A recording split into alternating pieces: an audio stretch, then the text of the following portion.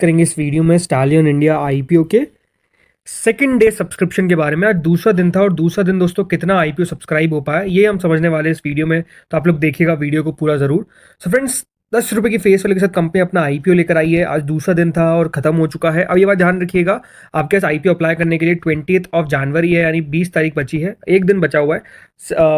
कल यानी 18 एंड 19 को, यह बात ध्यान रखिएगा, सैटरडे संडे। तो अगर आप अप्लाई भी कर देंगे, फॉर एग्जांपल देखिए काफ़ी बार होता है कि आप अप्लाई कर सकते हैं नेट बैंकिंग से, सो वो काउंट होगा ऑन 20th को ही, राइट। तो अब अप्लाई कब कर सकते हैं, अब सिंपल ये बात ध्यान रखिएगा, 20 जनवरी को आखिरी दिन तब है। 10 रुपए की जैसे आपको बताया फेस वैल्यू है, 90 रुपीज़ का इसका प्राइस बैंड है, 165 शेयर्स का लॉट साइज है।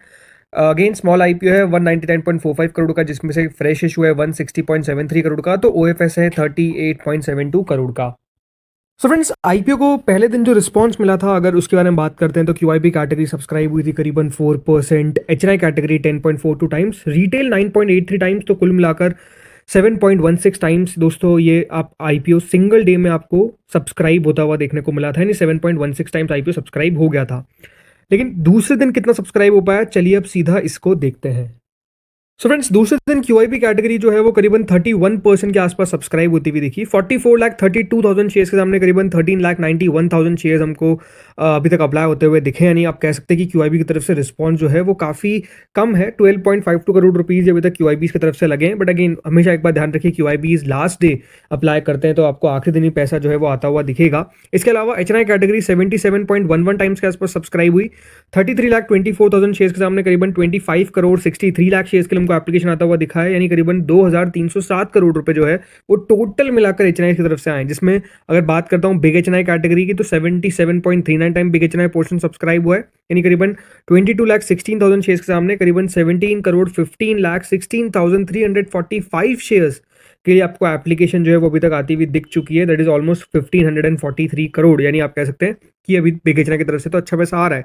इसके अलावा स्मॉल एचएनआई कैटेगरी 76.55 टाइम्स के आसपास सब्सक्राइब हुई है। यानी करीबन स्मॉल एचएनआई की तरफ से 11 लाख शेयर्स के सामने ऑलमोस्ट 8 करोड़ 48 लाख शेयर्स के लिए एप्लीकेशन आता हुआ दिखा है, which is close to 763 crore, right. तो भले बिग एचएनआई हो भले स्मॉल एचएनआई हो, राइट, वो सब्सक्राइब आपको काफ़ी अच्छी तरीके से होती हुई दिख रही है। अब देखिए बिग एचएनआई जो है ना वो कितना अप्लाई करते हैं, अभी 1500 करोड़ रुपए के आसपास आता हुआ दिखा है। पिछले कुछ आईपीओ में अगर मैं बात करता हूँ सिर्फ बिग एचएनआई के सब्सक्रिप्शन में, for example last IPO, right, तो उसमें दोस्तों जो बिग एचएनआई का पैसा आया था वो क्लोज टू 11,000 करोड़ आया था।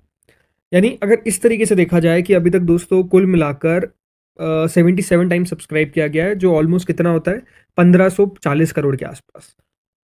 और अगर उस हिसाब से इस आईपीओ में पैसा आता है 11,000 करोड़, तो राइट, तो ऑलमोस्ट 550 गुना सब्सक्राइब हो सकता है बिग एचएनआई पोर्शन। मतलब आप समझ सकते हैं कि देखिए बिग एचएनआई के अंदर बहुत चांसेस है कि ये जो टोटल मिलाकर आईपीओ सब्सक्राइब होगा बिग एचएनआई के अंदर, ये कुछ भी जा सकता है। मतलब कम से कम मुझे लगता है कि 300 गुना भी सब्सक्राइब हो सकता है। बट अगेन 300 में से एक को नहीं मिलता है, फिर ये बात ध्यान रखिएगा, उसको डिवाइड आप 5 से कर लीजिएगा तो क्लोज टू 60 में से एक को मिलता हुआ दिखेगा। अगर 400 होगा तो सब्सक्राइब 400 गुना अगर होगा तो 80 में से एक को मिलता हुआ नजर आएगा, और अगर 500 होता है तो 100 में से एक को मिलता हुआ नजर आएगा। तो आप समझ सकते हैं कि इस तरीके से बिग एचएनआई में ओवरऑल सब्सक्रिप्शन कैलकुलेट किया जाता है, अलॉटमेंट कैलकुलेट किया जाता है। स्मॉल एचएनआई के अंदर दोस्तों 76.57 टाइम सब्सक्राइब हुआ है, 760 करोड़।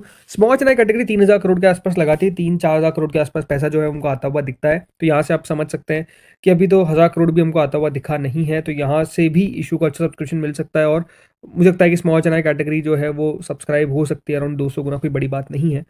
रिटेल पोर्शन 31 टाइम्स के आसपास सब्सक्राइब हुआ है। अब रिटेल ने पिछले आईपीओ में कम पैसा लगाया था, राइट, अगर उस हिसाब से अगर रिटेल इस आईपीओ में भी कम लगाता है तो फिर हम कह सकते हैं कि रिटेल कैटेगरी 60-70 गुना के आसपास जाएगी। बट अगर यहाँ पर थोड़ा ज़्यादा आ गया तो फिर हो सकता है कि 80 टाइम्स तक भी रिटेल पोर्शन चल जाए।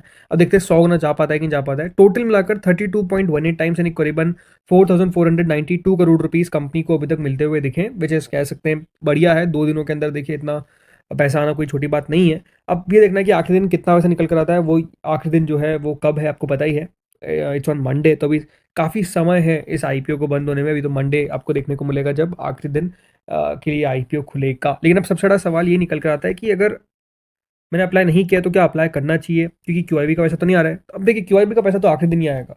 मेरे हिसाब से क्यूआईबी इस आईपीओ में 100 से 150 गुना तक सब्सक्राइब कर सकते हैं, क्योंकि देखिए इस आईपीओ की जो एंकर बुक थी वो कह सकते हैं उतनी सॉलिड नहीं थी, बट स्टिल कंपनी ने जगह छोड़ी है, इसलिए पैसा जो है वो बनता हुआ दिखना चाहिए। राइट। जो भी छोटा आईपीओ हो लेकिन उसमें अगर एसएमई एसएमई हाँ एंकर बुक अगर आए उसमें एसएमई नाम ना हो। एसएमई नाम मतलब क्या होता है, एसएमईज में भी दोस्तों एंकर बुक खुलती है और एसएमईज में जो कंपनीज इन्वेस्ट करती है वो मेजरली कंपनीज भी दोस्तों आपको इस आईपीओ के एंकर बुक में दिखी। तो उतनी सॉलिड एंकर बुक नहीं थी, ये बात साफ साफ नजर आई। बट स्टिल जैसा मैं कह रहा हूँ कि ये इशू बढ़िया कर जाएगा लिस्टिंग पर, इन द सेंस कि देखिए कितना लिस्टिंग इन होना चाहिए, तो आई थिंक वो 30% तक होना चाहिए। उससे कम होता है उससे ज़्यादा होता है वो देखने वाली बात रहेगी, बट हाँ इतना मिलना चाहिए। अब अगर बाजार खराब रहा तो फिर बात अलग है।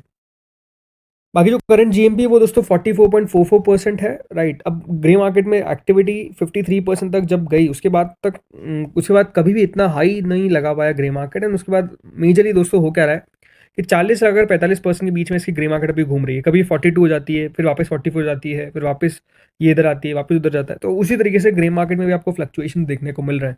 But let's see grey market में किस तरीके की एक्टिविटी अभी सेटल होती है लिस्टिंग के बाद। सच तो ये कि दोस्तों ग्रे मार्केट में सही एक्शन देखने को मिलता है, बिकॉज लिस्टिंग से पहले बहुत सारे ग्रे मार्केट में भी एक बात ध्यान रखिए खेल चलते रहते हैं, तो उस हिसाब से अप्लाई नहीं करना है कभी भी। ग्रे मार्केट को देख के अप्लाई करोगे तो एक बात आपको ध्यान रखनी पड़ेगी कि कभी भी देखिए ग्रे मार्केट जो है वो धोखा दे सकती है। अगर आपकी खुद की एनालिसिस है तो आपको फिर वो कभी भी धोखा नहीं देगी। बट ग्रे मार्केट का क्या है, ग्रे मार्केट में तो ये है कि जो जितने लोग बाय कर रहे हैं उस हिसाब से एक प्रीमियम बन जाती है। अगर सेलर्स ज़्यादा होंगे तो उतनी ही दोस्तों ग्रे मार्केट कम देखने को मिलेगी। एग्जैक्ट बात है, वहाँ पे तो देखिए डिमांड सप्लाई का खेल है, राइट। सही बात है कि बहुत बार सही जगह पे आंकड़े ले आती है ग्रे मार्केट, ऐसा मैं नहीं कह रहा हूँ कि नहीं लेके आती है, बट स्टिल काफ़ी बार गलत भी हुई है, काफ़ी बार बिल्कुल एक्यूरेट भी हो जाती है। तो वो सारी बातें हैं। अब देखते होता क्या है, ये तो हमको पता चलेगा दोस्तों जब आईपीओ बंद होने का लिस्ट होगा। तो अभी तो आखिरी दिन है, अब देखते हैं आप अप्लाई करें कि नहीं करें। आप लोग बताइए कमेंट सेक्शन में कि क्या स्टाइल इंडिया में आपने ऑलरेडी अप्लाई कर दिया है या फिर आप वेट कर रहे हैं फाइनल डे का। मेन बोर्ड में एक्शन बनता हुआ और दिखेगा आपको, बिकॉज एक और नया आईपीओ ओपन होने वाला है, डेंटल वाटर इंफ्रा सॉल्यूशंस, और वो आईपीओ 22 तारीख से ओपन होगा। अभी एसएमईज के अंदर भी बहुत एक्शन है, तो ये हम कह सकते हैं कि एसएमईज में भी पैसा जो है वो रिटेल का जाता हुआ दिखता है, राइट। तो इसलिए कह सकते हैं कि उन आईपीओज में जहां पर बहुत ज़्यादा लिस्टिंग है नहीं दिख रहा है, पब्लिक शिफ्ट कर जाती है एसएमईज में लगाने की कोशिश करती है। बिकॉज नो डाउट अगर आप बात समझेंगे तो ये कि दोनों में आईपीओ मिलना अपने आप में टफ है, तो राइट। तो जहाँ पर ज़्यादा टफ है वहाँ पे भी एक बार चांस ट्राई कर लेते हैं। फॉर एग्जांपल आज जो आईपीओ बंद हुआ है दो एसएमई, वहाँ पर भी बहुत अच्छा पैसा आता हुआ दिखा। रिखव सिक्योरिटीज़ और जो दूसरा था काबरा ज्वेल्स, राइट। इन दोनों आईपीओ में अच्छा पैसा आता हुआ दिखा रिटेल का। तो वो दिखाता है कि रिटेल वहाँ पर जाता हुआ दिख रहा है जहाँ पर उनको लग रहा है कि अच्छा पैसा बन जाएगा अगर अलॉटमेंट मिल जाता है, बिकॉज टफ दोनों में अलॉटमेंट मिलना। तो दोस्तों इस वीडियो में इतना ही था।